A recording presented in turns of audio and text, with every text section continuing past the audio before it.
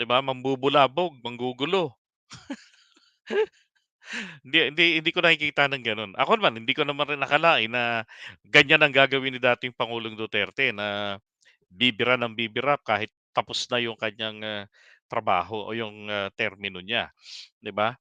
So, hindi ko naman sa hindi ko naman sa tinatawaran ang kakayanan ni Robin Padilla, pero iba po kasi ito, eh, ah, hindi this is not a classroom, okay. So, ito po ay bansa ang pinag-uusapan dito.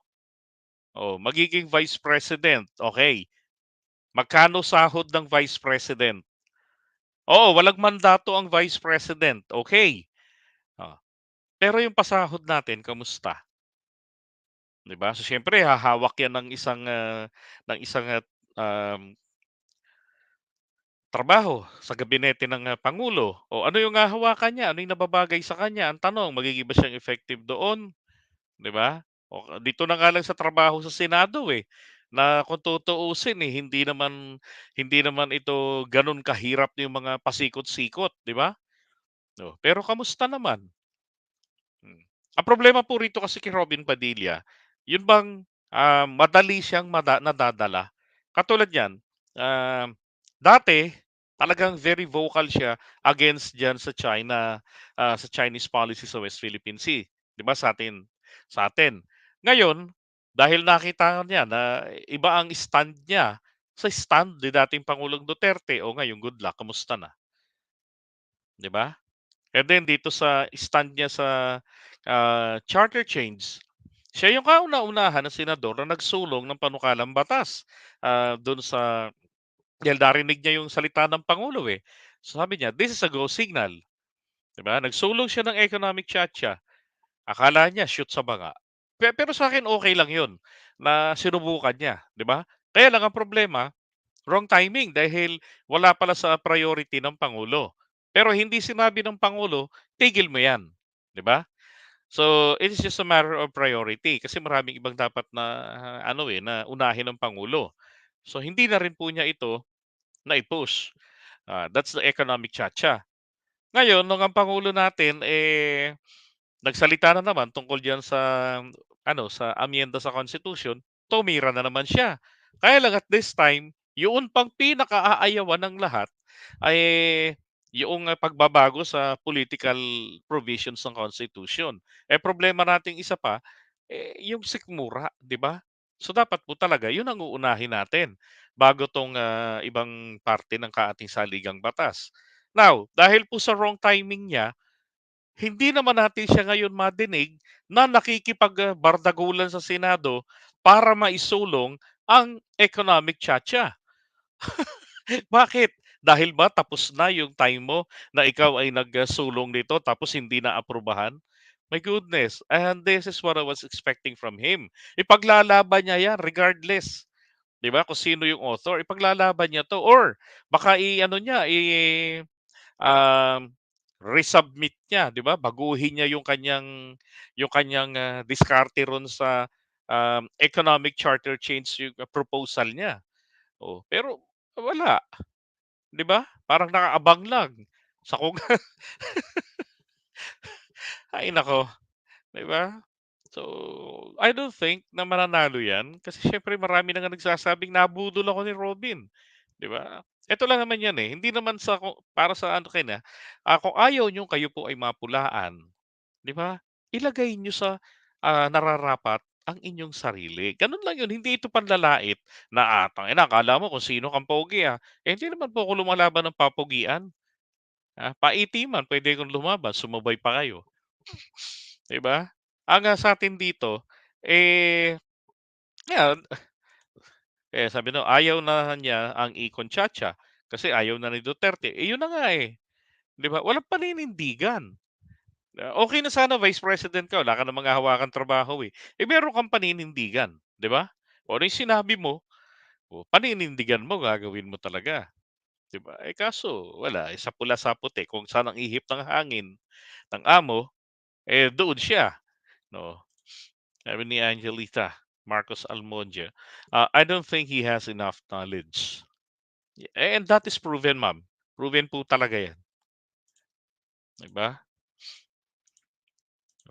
Yung kanyang panukalang batas, kanya ba yun, yung ROTC o ano nangyayari, inuupuan ni Bato de la Rosa? 'Di ba, bakit hindi na lang ano, hindi kasi, baka hindi pulido yung panukala, my goodness. Hmm.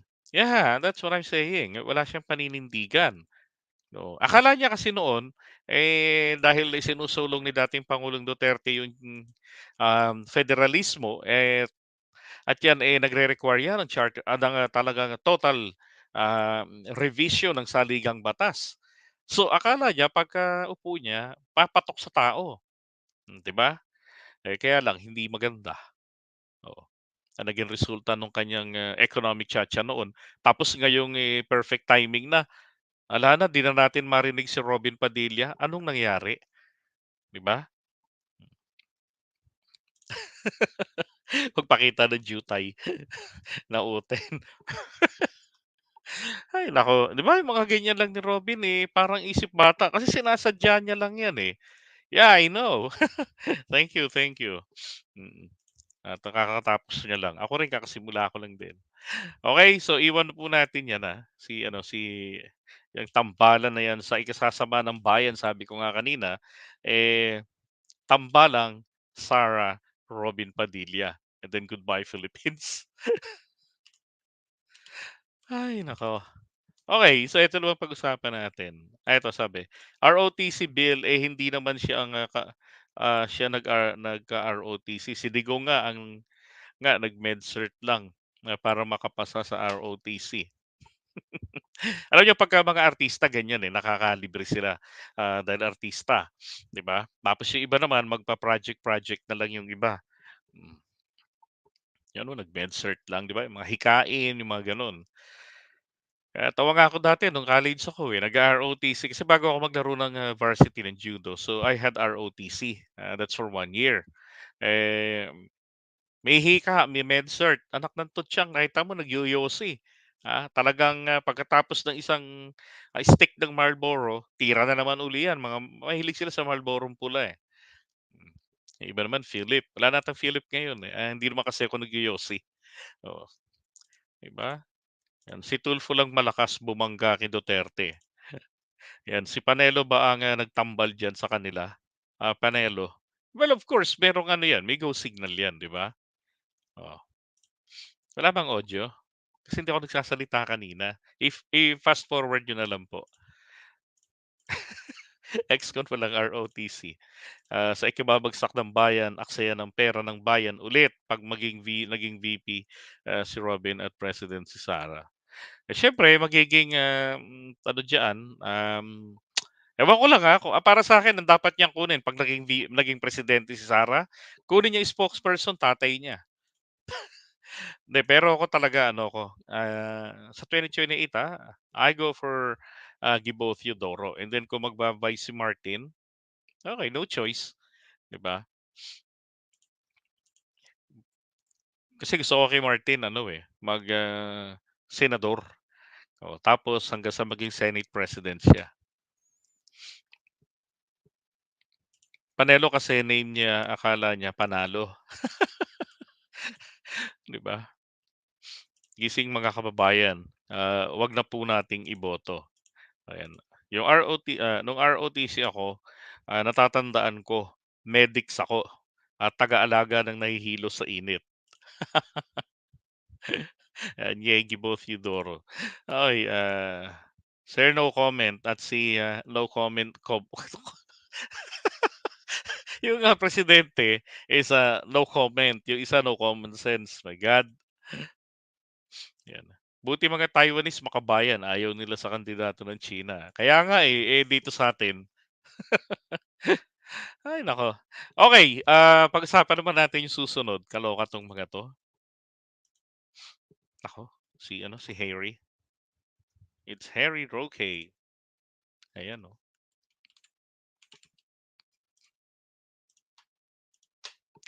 'To, bakit papilit si Harry? Not Harry Truman, but Harry Roque. Ayan, si Harry Mau.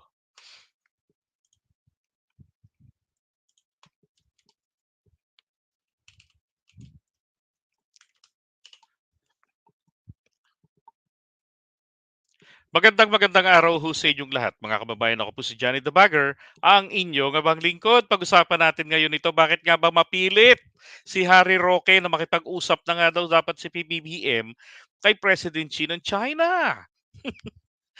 Ang tanong, makipag-usap ba per se o makiusap? Ha? 'Di ba? Kasi alam niyo kung ba't ko po nasabing makiusap, hindi po nagba-back down ang China.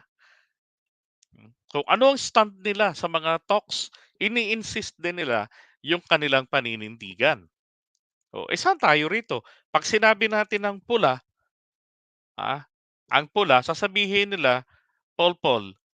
Oh, 'pag in-explain natin, "No, ito kaya pula 'yan kasi ganito, ganito." Sabihin naman, "No, that's purple." 'Di ba? Makulit, ipipilit nila yung gusto nila. Bakit? Because of might. May lakas sila, eh. Oh, ngayon, eto po sabi ni Harry Mao, ni Harry Mao. Natin. Well, habang umiinit po ang tensyon diyan sa Ayungin Shoal sa panig ng Pilipinas at ng China, abay, si Uncle Sam na inaasahan ni PBBM na sasaklolo sa atin, abay nakikipag-usap kay President Xi ng China. Hindi ordinaryong usap ha. Intrigador, eh, 'no? Intrigador si Harry Roque, nilagyan ng, sabi nga ng lokong 'to, nilagyan ng, masamang, ah, tawag dito, masamang, ibig sabihin yung interpretation niya. 2 oras sila nag-usap sa telepono. Naku, inggit. Siyempre, maraming issues, plus meron ka pang interpreter, 'di ba? At hindi itong unang pagkakataon na nag-usap sila. Nung nagkaroon ng APEC na hindi nakausap ni PBBM si Biden, abay nagkita sila one-on-one doon sa labas ng San Francisco. Tumagal din ng mahigit 2 oras ang pag-uusap nila.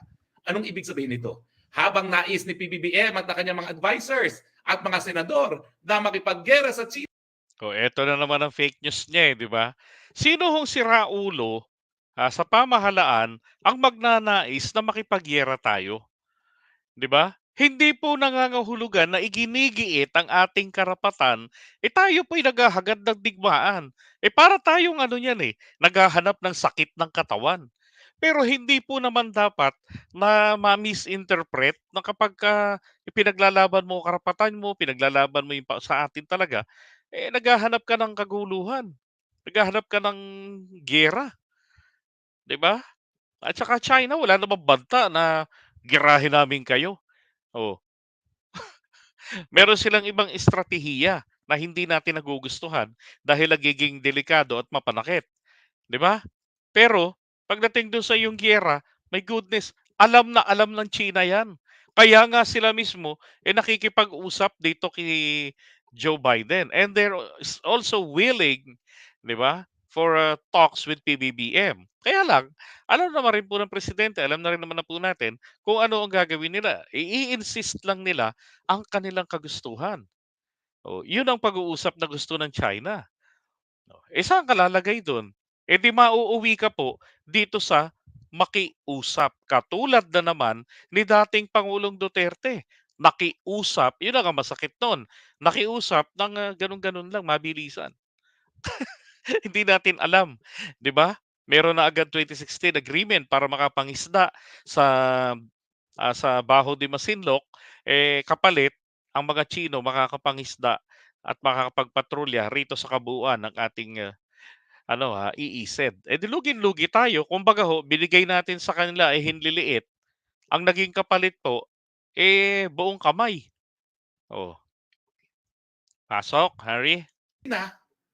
ang Amerika na inaasahan nating makikipaggera para sa atin ay nakikipag-ayos ng relasyon sa China. Ito mali, eh. Hindi nangangahulugan na meron tayong mutual defense treaty with the US, inaasahan na po natin na sila ay makikipagyera, laban sa China para sa atin. Pero mainam kasi nga naman 'di ba, na ang tinatrabaho kasi ng Amerika ay makabalik ang kanilang, strong presence dito ho sa South China Sea, banda.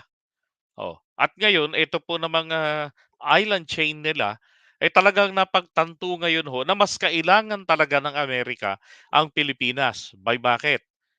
Ah, yung atin pong geographical location, napaka-importante nito para sa Amerika. Napaka-importante rin po nito para sa China to get access, 'di ba? Diyan sa Pacific Ocean. Hmm. Ngayon, nakipag-usap si Joe Biden, gusto ko lang pong ipaalala rin. Hindi porket nakikipag-usap eh bati-bati sila. May mga consideration 'yan.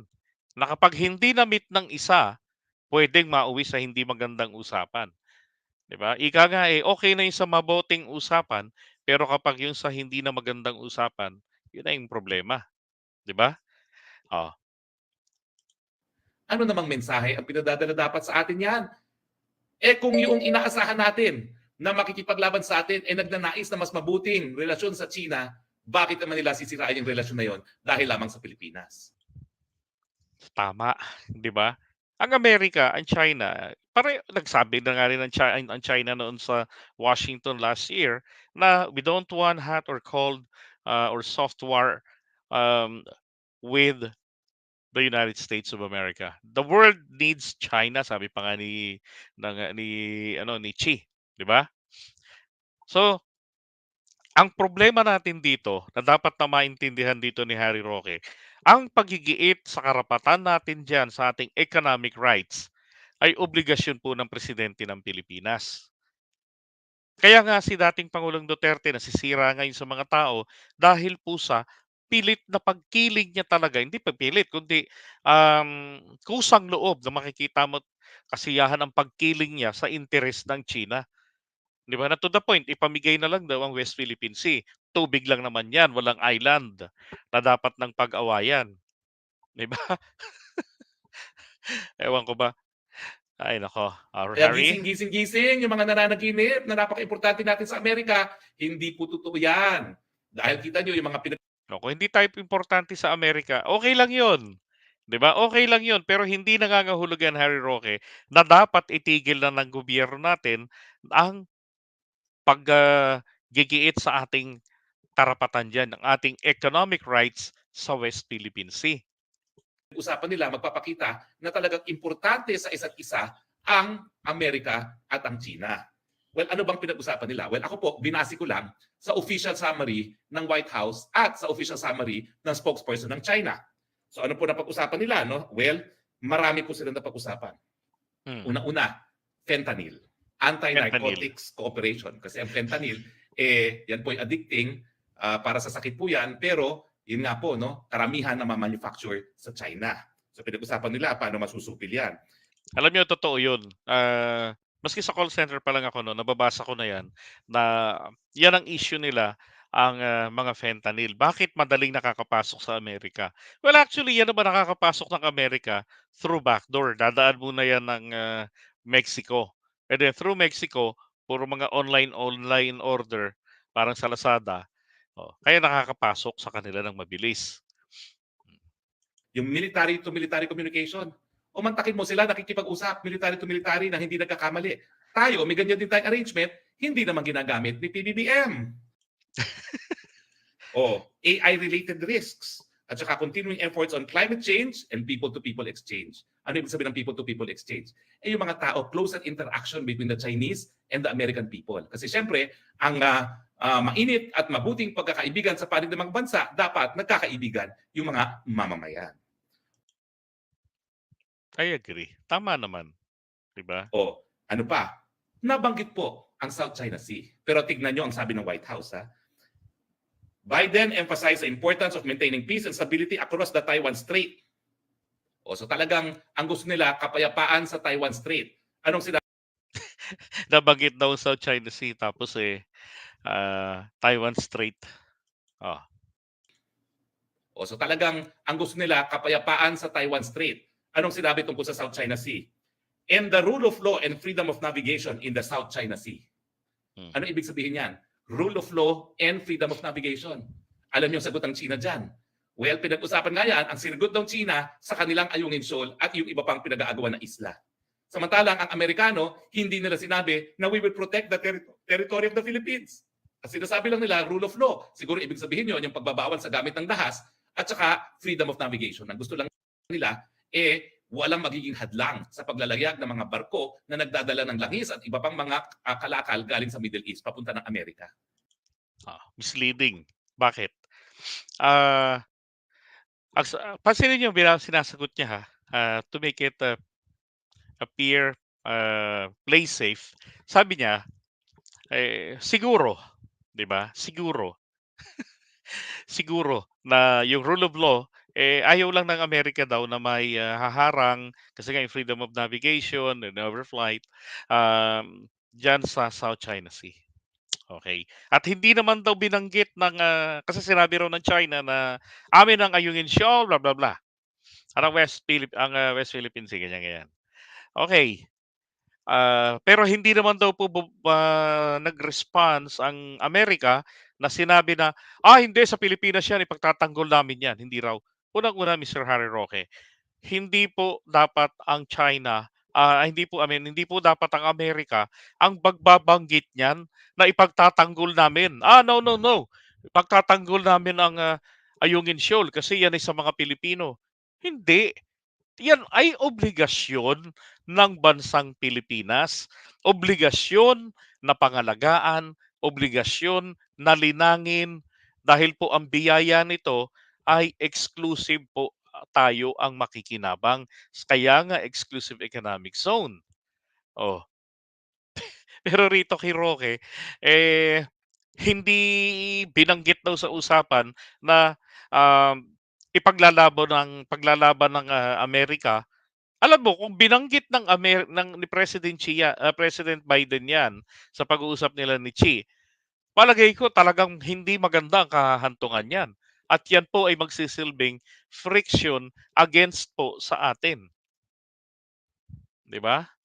Kasi magiging confirmation na malaki yan sa US na, ay putragis, talaga nga palang may planong maitim dito ang Amerika sa atin. Kasi mismo ang presidente nila nagsasalita na on behalf of the Filipino people or in behalf of the Philippine government dito para tungkol dito sa West Philippine Sea. Na sinasabi nila which is ours. 'Di ba? Harry Roque naman, my goodness. Bokya na naman tayo Ang lakas pa mang insulto niyan kung akalain ninyo na makikipaggera ang China dahil sa inaangkin nating teritoryo. Hindi. Hindi nga namin inaakala 'yun, hindi nga namin hinahangad 'yun. Pero kung tutulong sila because of the Mutual Defense Treaty, 'di ba? Ito lang dapat lang maintindihan 'to ni Harry Roque. Ang tagal na, gaano na ba tayo nagsimulang binubulabog diyan, sinasaktan, wina-water cannon ng China, 'di ba? Kailan pa yung nagsimula na nagkaroon tong panahon ni BBM na sakitan? Kasi nung panahon niya meron din eh. Oh, 'di ba? Kung inaakala po natin na tayo ay ipagtatanggol, ipaggigiyera ng Amerika, di noon pa sana. 'Di ba? Nag-avail na tayo kasi may inatake na tayong barko. Barko ng Coast Guard o barko ng Navy. Oh, tapos 'di ba yung ni-laser, hindi ho yun ordinary. 'Di ba? Para ka ng pinaputukan doon na malapit sa iyo, parang warning na yon. Tapos yung laser nila,